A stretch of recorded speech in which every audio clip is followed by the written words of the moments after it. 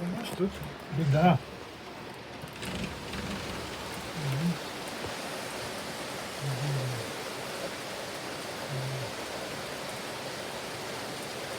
Пришел, смотрел, вздохнул, и ушел мой товарищ.